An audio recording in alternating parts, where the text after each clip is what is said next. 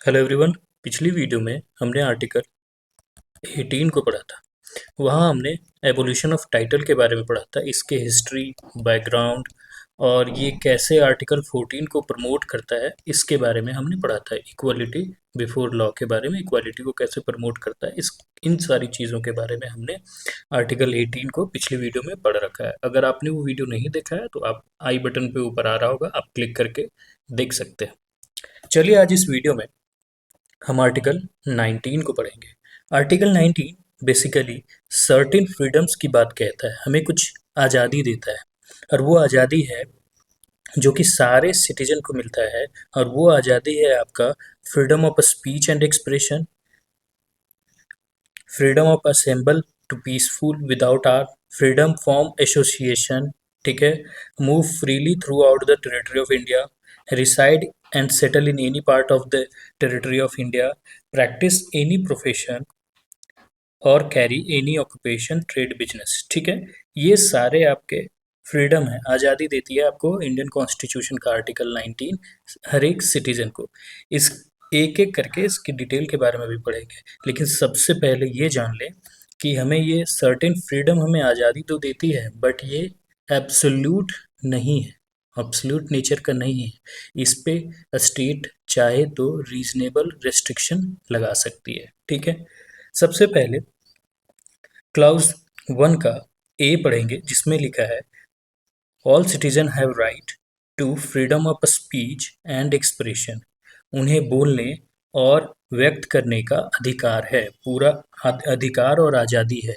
और इसमें से इंक्लूड होता है वो कोई भी अपना आइडिया व्यक्त कर सकते हैं, थाउट, ओपिनियन, बिलीव, वो या तो गुड हो या बैड हो, ये सारे वो व्यक्त कर सकते हैं। ठीक है, साथ ही सारे सिटीजन को फ्रीडम ऑफ प्रेस, मतलब मीडिया या ड्रामा, कोई भी ड्रामा प्ले कर सकते हैं, दिखा सकते हैं, सिनेमेटोग्राफी, कोई भी मूवी बना सकते हैं, किसी भी टॉपिक पे वो बना सकते हैं, सॉन्ग्स, पोएम या कोई लिख के अपनी आइडिया या ओपिनियन को व्यक्त कर सकते हैं। ठीक है, साथ ही यहाँ पढ़ेंगे कि सारे सिटीजन को राइट टू इंफॉर्मेशन का अधिकार है, कि वो गवर्नमेंट से, स्टेट से कोई सूचना मांग सकते हैं, कोई इंफॉर्मेशन वो मांग सकते हैं। वहीं दूसरी तरफ आप देखेंगे कि राइट टू रिमेन साइलेंट का भी अधिकार है। ठीक है, सारे सिटीजन को चुप रहने का भी अधिकार है। और इसका एक बेहतरीन लैंडमार्क जजमेंट है, जो है Bijoe Emmanuel versus state of Kerala, जो 1986 का केस है। इसमें हुआ क्या था कि कुछ 4 से 5 बच्चे, जब हमारा नेशनल एंथम प्ले हो रहा था, तो वो बच्चे खड़े तो थे बट गा नहीं रहे थे। ठीक है, तो इस पे क्या हुआ कि जो स्कूल है वो उन लोग को रेस्ट्रिकेट कर दिया था। ठीक है, तो ये लोग सुप्रीम कोर्ट पहुंच गए, जहां सुप्रीम कोर्ट ने बोला कि अगर के वो डिसेंसी के साथ खड़े थे तो उतना ही काफ़ी है, चाहे वो गाए या ना गाए, उनका राइट टू रिमेन साइलेंट का अधिकार है। ठीक है, तो साथ में ही अब अगर के आप आर्टिकल 19 को पढ़ रहे हैं और 19 क्लॉज ए को पढ़ रहे हैं, तो इसी के साथ आपको 19 क्लॉज 2 को पढ़ना होगा। और अगर के 19 क्लॉज बी पढ़ रहे हैं तो इसके साथ 19 क्लॉज 3 को पढ़ना होगा। ऐसा क्यों? क्योंकि जहाँ 19 आर्टिकल 19 के क्लॉज ए में फ्रीडम की बात कही गई है, वहीं 2 में आपका रेस्ट्रिक्शन की बात कही गई है। ठीक है, आर्टिकल 19 का क्लॉज 1 का बी कहता है कि all citizen have right to assemble peacefully without arm, कि आप चाहें तो पीसफुली एकजुट हो सकते हैं, लेकिन बिना असला बारूद के। और ये क्यों होंगे? फॉर सोशल, पॉलिटिकल और रिलीजियस इशू के लिए। मतलब आप रिलीजियस, सोशल, पॉलिटिकल इशू के लिए आप एक पीसफुल असेंबली बना सकते हैं बिना कोई असला बारूद लिए हुए। ठीक है, वहीं सी कहता है कि all citizen have right to form association और यूनियन, कि कोई, हर एक सिटीजन के पास राइट है कि वो कोई इंस्टीट्यूशन या यूनियन बना सकता है, टू फॉर्म और ऑर्गेनाइज अन इंस्टीट्यूशन और यूनियन।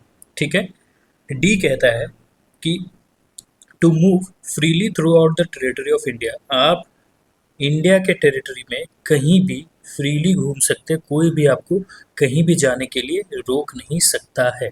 ठीक है, ई कहता है reside and settle in any part of the territory of India. आप कहीं भी जाके बस सकते हैं, घर बना के रह सकते हैं, आपको कोई रोकेगा नहीं।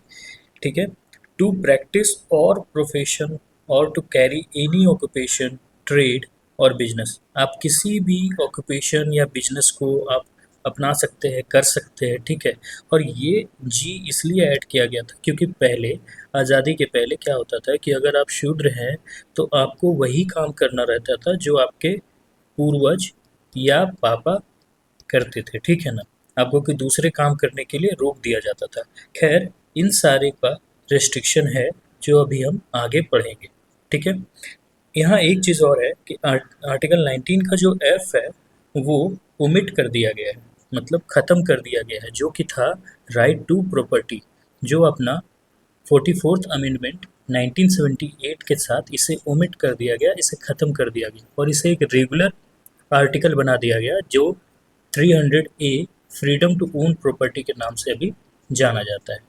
ठीक है। क्लाउज 2 कहता है कि स्टेट जो है वो रीजनेबल रेस्ट्रिक्शन लगा सकता है किस पे, freedom of speech and expression पे, जो हमारा 19(1) क्लॉज ए में हमने अभी पढ़ा है। ठीक है। और वो इसलिए लगा सकती है ताकि जो हमारे देश का सॉवरेनिटी और इंटीग्रिटी है, संप्रभुता और अखंडता वो बरकरार रहे। ठीक है। सिक्योरिटी कंप्रोमाइज़ ना हो। ओके। दूसरा है कि friendly relation with foreign state खराब ना हो, मतलब आप कुछ ऐसा ना कह दें जिससे कि हमारे जो बाकी जो देश हैं उनसे हमारा रिलेशन, फ्रेंडली रिलेशन है, वो खराब हो जाए। तो ऐसा नहीं, आपको ऐसे आपके जो स्पीच और एक्सप्रेशन है उसको आपको रेस्ट्रिक्ट करता है। डिसेंसी और मोरालिटी, ठीक है ना, एक डिसेंसी और मोरालिटी में ही आप अपने ये जो फ्रीडम है उनको एक्सरसाइज करेंगे। पब्लिक ऑर्डर मेंटेन हो। ठीक है। कानून व्यवस्था बनी रहे। Okay. In relation to contempt of court, आप कंटेम्प्ट ऑफ कोर्ट नहीं करेंगे। आपको फ्रीडम स्पीच एंड एक्सप्रेशन है, लेकिन ये नहीं है कि आप कंटेम्प्ट ऑफ कोर्ट करते जाके जज को गाली दे दें। ठीक है, ऐसा भी नहीं कर सकते। किसी को डिफेम नहीं करेंगे और कोई भी ऑफेंस के लिए उकसाएंगे नहीं, मतलब आपके बोलने से ऐसा ना हो कि कोई जाके ऑफेंस कर दे और आप जज के सामने जाके कहें कि नहीं, हमने मुझे तो स्पीच और एक्सप्रेशन का अधिकार है, तो आप ऐसा नहीं कर सकते। ठीक है। किसी को आप उकसा नहीं सकते, अबेट नहीं कर सकते और ना ही किसी के आप डिफेम कर सकते। तो ये था आपका कुछ रेस्ट्रिक्शन जो हमारे 19 क्लाउज 2 में दे रखा है। क्लाउज 3 ऑफ आर्टिकल 19 आपका रीजनेबल रेस्ट्रिक्शन लगाता है। आपका जो क्लाउज 1 बी है जो कहता है कि आपको फ्रीडम देता है असेंबल पीसफुल विदाउट आर्म्स का, इसके ऊपर आपका रेस्ट्रिक्शन लगाता है कि आप ऐसा कोई भी असेंबली नहीं करेंगे जो कि हमारे देश का सॉवरेनिटी और इंटीग्रिटी को खतरे में डाले, पब्लिक ऑर्डर मेंटेन ना करे, पब्लिक ऑर्डर को भंग करे। और रीजनेबल रेस्ट्रिक्शन लगाता है, मतलब आप अनलॉफुल असेंबली नहीं कर सकते हैं। ठीक है। आपको अगर के असेंबली करना है तो वो लॉफुल होनी चाहिए, विदाउट आर्म होनी चाहिए, पीसफुल होनी चाहिए। अनलॉफुल असेंबली आप नहीं कर सकते और अनलॉफुल असेंबली को डिफाइन किया गया है हमारा सेक्शन 198 ऑफ बीएनएस में। ठीक है, जिसमें अगर के आप अनलॉफुल असेंबली करते हैं तो आपको 2 साल का सजा और फाइन भी हो सकता है। Clause 4 of the Indian constitution of article 19 कहता है कि आपके ऊपर रीजनेबल रिस्ट्रिक्शन लग सकता है। ठीक है। किस चीज़ के लिए, टू फॉर्म एसोसिएशन और यूनियन, जो आपका जो 19 क्लॉज सी में दे रखा है जो फ्रीडम, उसके ऊपर रीजनेबल रिस्ट्रिक्शन लगाने की बात कहती है। ठीक है। और क्लॉज 5 कहता है कि आप कहीं भी जाके घूम तो सकते हैं। ठीक है ना, जैसे कि आपका जो आर्टिकल 19 का डी क्या कहता है कि freedom to move freely throughout the territory of India, आप कहीं भी जाके घूम सकते हैं, लेकिन आप जनरल पब्लिक को परेशान नहीं करेंगे। और जो शेड्यूल ट्राइब्स की जो एरिया है, जो इनके इंटरेस्ट है, इनको आप क्षति नहीं पहुंचाएंगे। ऐसा नहीं कि कोई एक शेड्यूल ट्राइब का एरिया है, वहाँ आप जाके आराम से घूम रहे, टहल रहे हैं और वो लोग आपको मार दे, हो सकता है। ठीक है। अब कोई पब्लिक में ना, टॉयलेट में नहा रहा है, ठीक है ना, बाथरूम में, और आप वहाँ जाके घूम घुस जाएँ और बोले कि नहीं, मेरे को तो फ्रीडम ऑफ मूव मूव है, कहीं भी हम घूम सकते हैं, तो आप ऐसा नहीं कर सकते। ठीक है। जो भी करना है आपको डिसेंसी और मोरालिटी के साथ कहना, और शेड्यूल ट्राइब के एरिया में आप जाके घूम नहीं सकते हैं जहाँ आपको नहीं घूमना है। ठीक है। क्लाउज 6 ऑफ आर्टिकल 19 रेस्ट्रिक्शन लगाता है प्रैक्टिस एनी प्रोफेशन। ठीक है ना, ये कहता है कि भैया स्टेट है सो रेस्ट्रिक्शन लगा सकती है किसी भी प्रोफेशन पे प्रैक्टिस करने को, अगर आप उसके लिए क्वालिफाइड नहीं हैं, मतलब सीधी सी बात है कि अगर के आपको कोई प्रोफेशन करना है, ठीक है, तो आप बेसिकली उसके लिए आप टेक्निकली क्वालिफाइड होने चाहिए और वो आप कर सके। फॉर एग्जांपल अगर कोई डॉक्टर के प्रोफेशन में है, ठीक है ना, तो उसके पास एमबीबीएस की डिग्री होनी चाहिए, ठीक है। कोई अगर कहीं एडवोकेट है तो उसके पास लॉ की डिग्री होनी चाहिए।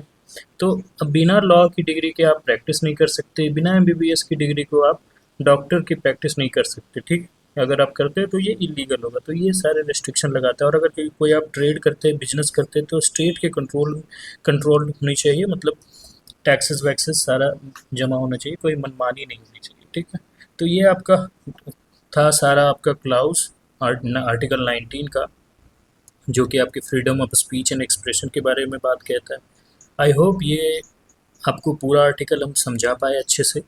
अगर कोई डाउट या कोई फीडबैक हो तो आप कमेंट में बता सकते हैं, और अगर ये वीडियो अच्छा लगा तो आप इसे लाइक और सब्सक्राइब कर दीजिए। थैंक यू, मिलते हैं अगली वीडियो में। जय हिंद।